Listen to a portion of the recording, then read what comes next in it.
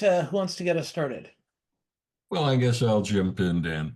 Um, I was thinking about the fact you and I obviously have been on the opposite side of issues at times. I was not a fan of term limits for a couple of reasons. One, the lack of institutional memory. I remember Marvin Browdy, Kenny Hahn. I remember the Giants, at least locally, and certainly we had them in the Congress. Also, being a arguably policy guy who got laid off when term limits came in, not the folks who are working on the problems, these intractable problems that we're dealing with now, but the political aides to help, Representative Assemblyman this, State Senator that, to get reelected. So that was one of the downsides, and I think we're still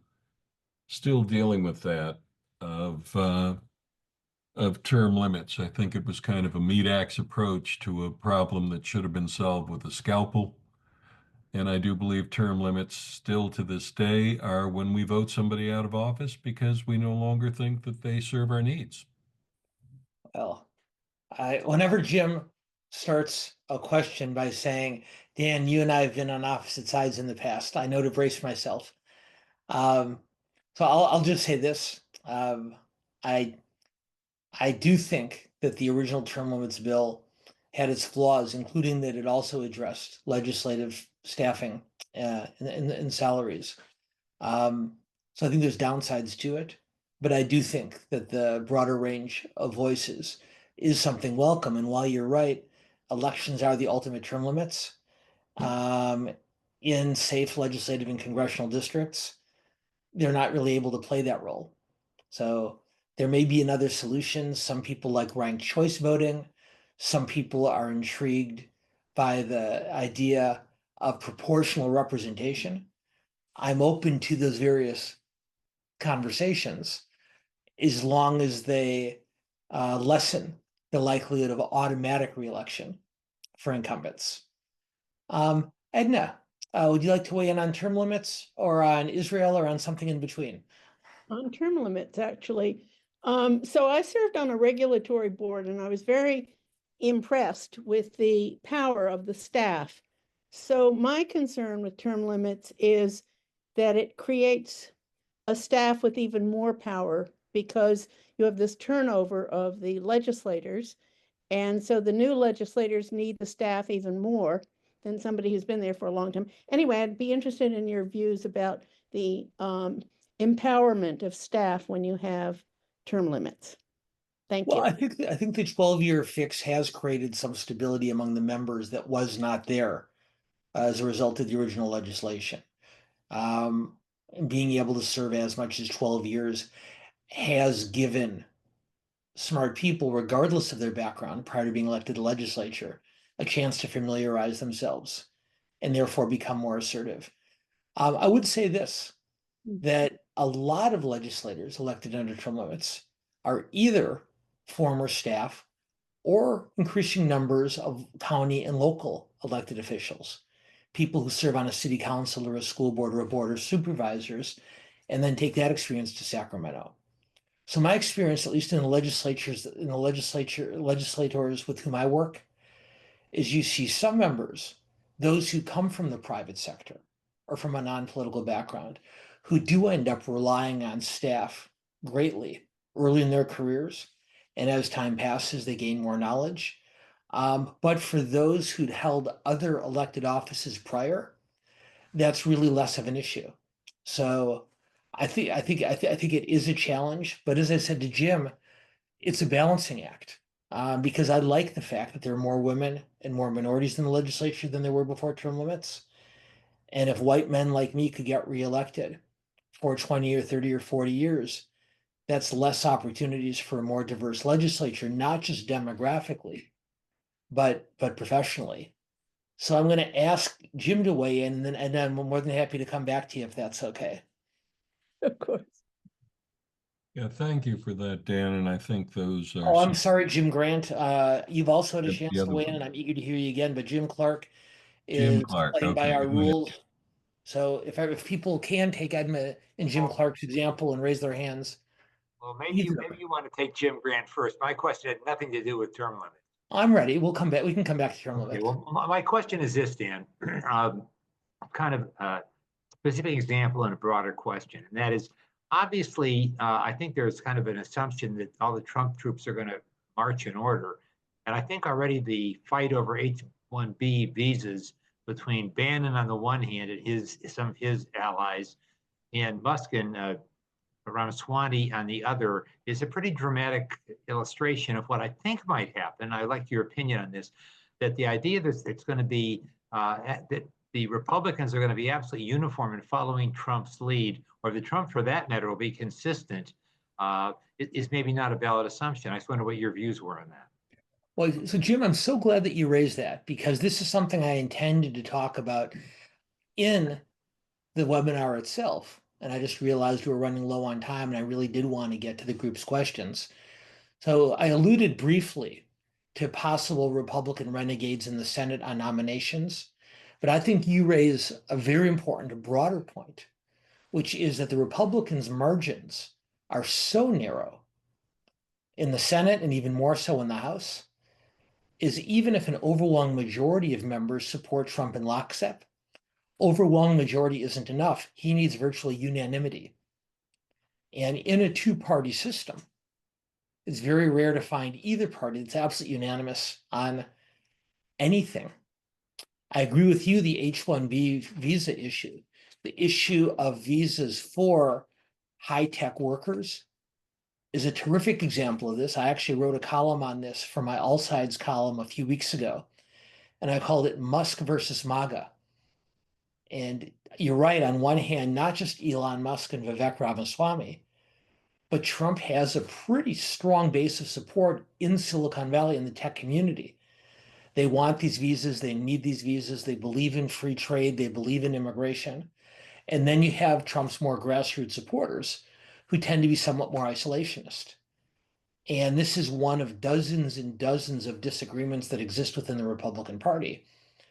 Trump's MO is sort of a team of rivals approach. He likes hearing arguments in front of him from various factions. But at a certain point, you have to take sides.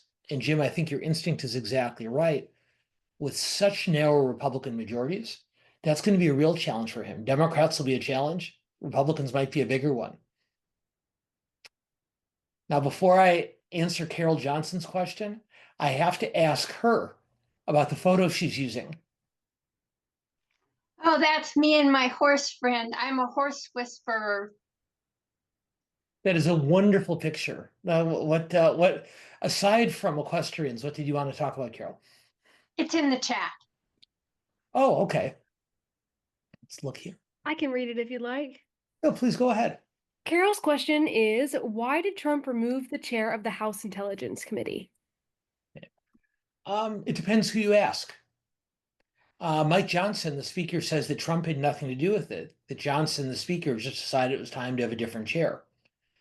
What Mike Turner, the former chair of the Intelligence Committee, believes is that he was removed for, this goes right to Jim Clark's question. Turner believes he was removed for being too strong a critic of Trump's approach on Ukraine. Turner is a very, very strong Ukraine supporter. And while he supports Trump on many issues, he's disagreed with the president-elect on this one. And he believes that Trump told the speaker to remove Turner from the chair's position because Trump wanted an Intelligence Committee chair who would be more supportive of his agenda in Eastern Europe. We don't know at this moment which of those two versions is true, but while I don't like to make predictions, my guess is we'll see and hear a lot more voices from around the administration and around Congress in the days ahead, supporting Turner's version rather than Johnson's. So we don't know for sure, but it would be reasonable to assume that Turner's concerns about Trump's approach to Ukraine is what caused the switch. I'll answer Edna's second question. Edna, I write a weekly column for a website called All Sides. All, And what All is it? Sides, All uh, sides. Okay. www.allsides.com. And if you go to the blog entry there, every Monday they post my weekly column. I've written something on US politics. I Great. also, for those of you who are interested in Middle Eastern issues, I write a weekly column for the Los Angeles Jewish Journal on Middle Eastern and on Jewish community issues. But as you might guess, the one about H-1B visas was not for the Jewish Journal. It was for All Sides. Thank you. Okay. Okay. Okay. Edna, thank you for being patient. I just wanted to make sure to include other voices, but thank you. But I am eager to continue our conversation. Well, I thought in the interim, I really wanted to get off of the issue of term limits because there's so many other issues that are burning in my head. And so I'm wondering if you can talk a bit about executive orders. I'm looking at it in the context of the rule of law and to what extent is this administration going to follow the rule of law and where are we going to be 4 years from now? And so I'm wondering how broadly can Trump change the game, make rules, make broad decisions through executive orders? And then what's the process? Is it the long court process that somebody has to challenge it at the lowest court and we have to wait, for it to go up through the Supreme Court? Or is there a faster modality for confronting executive orders, challenging them? Thank you. So Trump, like every president, Democrat and Republican, as soon as they realize they're not going to get Congress to do everything they want them to, they resort to an executive order. Now, the biggest difference, and you alluded to this briefly, is when Congress passes a law a bill that the president signs into law, that law remains in effect even after the president leaves office until or unless Congress passes another bill repealing that law. An executive order, which is a unilateral declaration on the part of the president, only lasts until another president doesn't want it to. So one of the things that Trump will be doing on Monday, in addition to signing his own executive orders, is he'll be reversing or withdrawing any number of Biden executive orders, who reversed or withdraw any number of Trump executive orders. So presidents, Democrat and Republican, would rather pass a bill into law because it has staying power. I saw a great line the other day saying an executive order is really just a press release written on fancy stationery. And that's somewhat of an overstatement because it really does have the force of law, but only temporarily. So a president would rather sign a bill, but if Congress isn't going to pass legislation that the president wants, an executive order can at least change policy for the time the president is in office. And what most presidents, Democrat and Republican, believe is one of two things: that either the executive order will demonstrate their brilliance of wanting that policy matter, and that'll help encourage Congress to pass a bill on that same issue in the future. Or short of that, they'll at least get the policy they want for 3 or 4 years before the next president reverses it. But the other part of your question briefly is a really, really important one because the courts do have a role in this. And Biden had any number of executive orders overturned over the last 4 years, including most notably on student loans. And Trump had executive orders overturned during his previous term also. The courts have ruled, the US Supreme Court has ruled, that a president has to justify the executive order. They have to explain in a credible way why it's necessary. And if it's simply that they don't like what their predecessor did or are impatient because Congress isn't acting, that's not good enough. The president is supposed to declare in writing why that executive order is necessary. And then the courts decide whether the explanation is plausible, in which case the executive order stands, or decides it's a presidential overreach, which is the frustration Biden has had with the student loans program, in which case it's revoked. Now, a court can decide for itself, to your timing question, whether to revoke the executive order immediately or allow it to remain in place through the appeal process. So it can work either way. But generally speaking, given the limited shelf life of most executive orders, most court decisions remove the executive order very quickly rather than waiting for it to go through the entire process. So lots of interesting questions on executive orders. I just have so many questions. Yes. Okay. Carol, how about you? What did you want to talk about? Well, now I want to talk about two things after your last comment. One is, does the court or just require justification for overturning an executive order by the next president? The court does require a justification, but what they consider to be a plausible explanation is pretty murky. And generally, the rule of thumb, most White Houses try to provide the strongest argument they can and then hope for the best.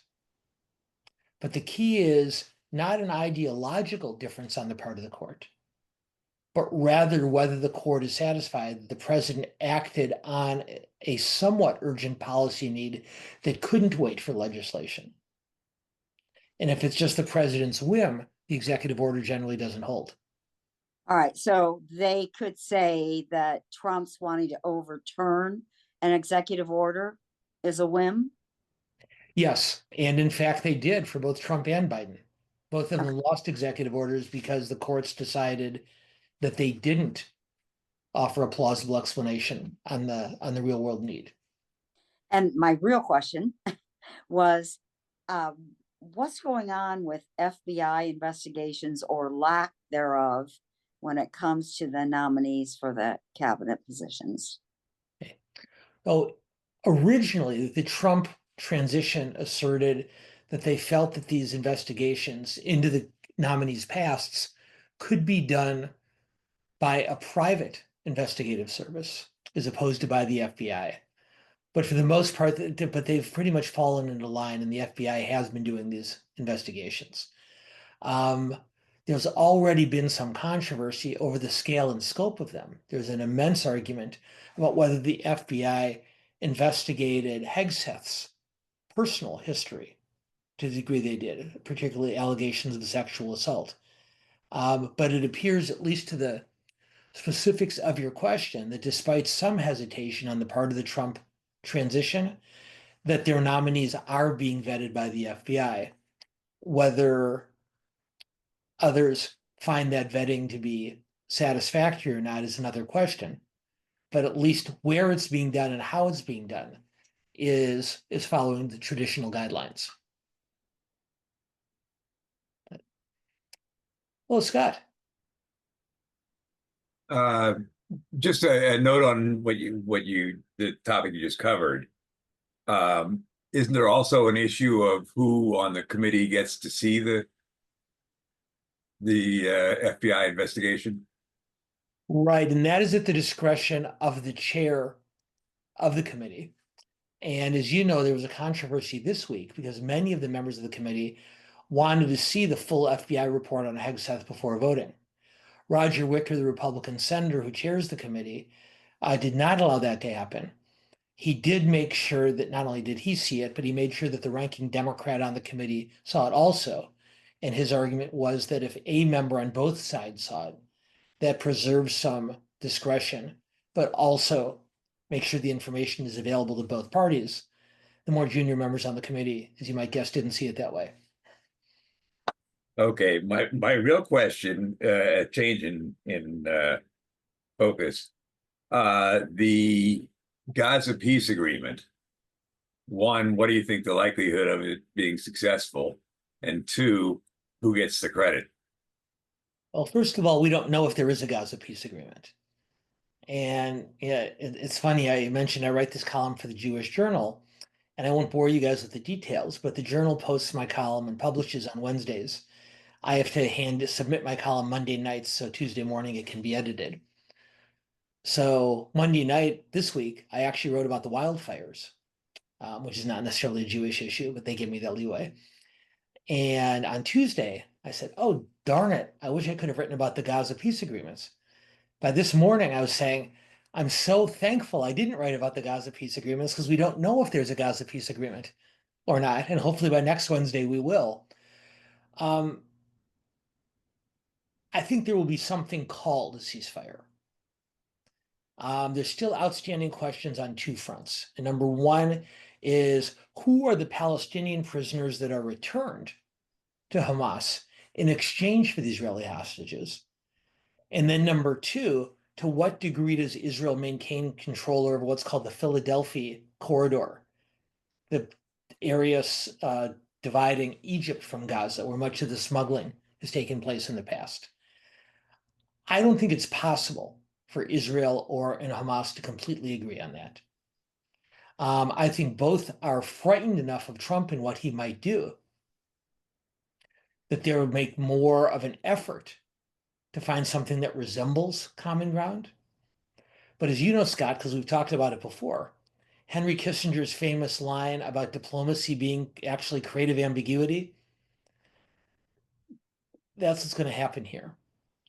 Netanyahu was told in no uncertain terms on Saturday by Trump's representative, Steve Witkoff, that he, Netanyahu, needed to agree with Trump on this and sign a ceasefire, or bad things would happen to Netanyahu politically in Israel because Trump is so popular politically in Israel. And it's been well documented that Hamas has seen Trump's public quote about having hell to pay if the hostages aren't released. So one thing that Trump's bluster has done, whether you support or oppose the man, is his bluster has provided some sort of shock therapy, both to the Israeli and Hamas leadership, which has increased their incentive. Now, does that mean Trump deserves credit for this?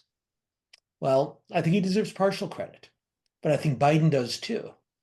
And to me, one of the most remarkable things that's happened in this time of polarization and hyperpartisanship in our society is the degree to which Biden and Trump's representatives have worked together over the last several weeks.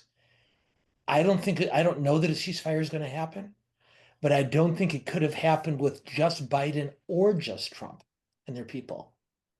And the fact that either these two men or the people working for them found a way to at least partially work together gives some hope for a cessation of violence there. And that's really remarkable. And although it's going to be overshadowed justifiably and quickly, I think it's pretty impressive. I see Roger's got a question. He said question in the chat. If you want to come off mute and ask it. Okay. Hey, Dan. Roger? First, I'd like to say thanks for 4 years when COVID gave us something to do. And from here on the East Coast, we heard about you. So it's been great. My question is, would the U.S. Under Trump be more inclined to be supportive if Israel decided to take out Iran's nuclear capability? Boy, that is a full webinar for us to do. I wrote a column about this one for the Jewish Journal, in which I said, the Ayatollah has no clothes. Now, I don't mean that literally, religious faith being what it is. But if you take the old emperor has no clothes concept and apply it to where Iran is now, after Sinwar's death with Hamas, after Israel's successful attacks on Hezbollah, and after Israel's successful attacks on Iran, it's very clear for the first time since 1978 that Iran's military capacity is not nearly what most of the world thought that it was. And they're extremely vulnerable right now. Now, the good side of that is it gives Israel and possibly Saudi Arabia and others opportunities to assert themselves in the Middle East in a way that Iran and its proxies cannot push back the way they have for many years.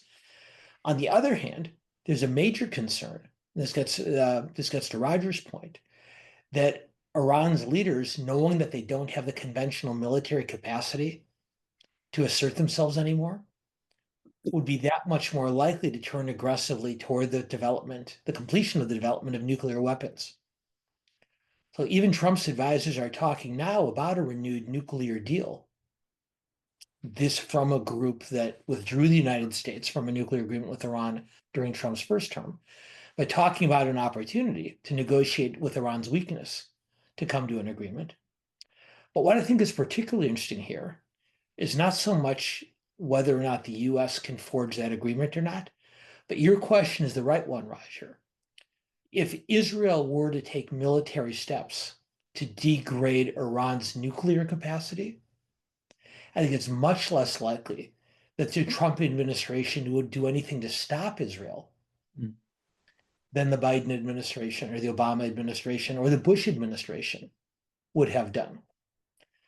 The bad side of that is it could very easily lead to regional conflagration.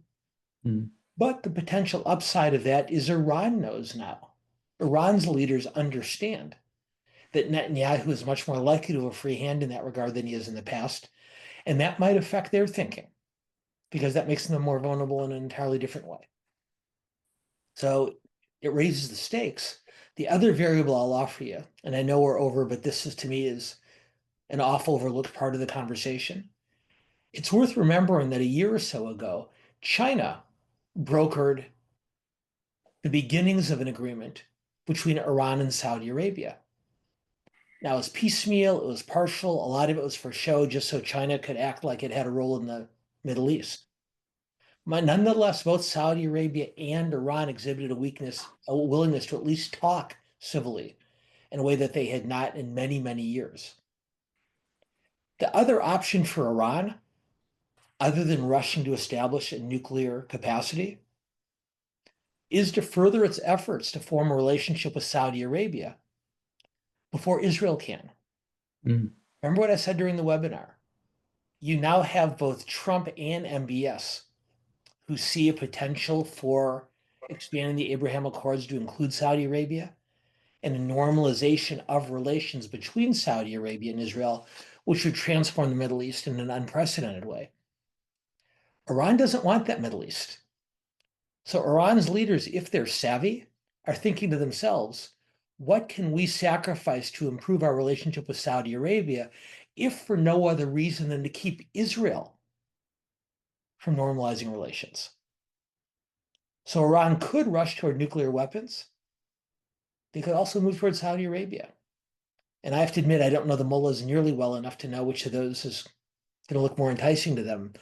But although it doesn't get nearly as much attention as Gaza or the Abraham Accords or Iran's nuclear capability, the fact that Iran and Saudi Arabia have demonstrated even an inkling of a willingness to still talk to each other, that's worth keeping an eye on too. Thanks. We've got time. We have Maddie, I think more. we've drilled these people into submission. I didn't even catch that. What'd you say?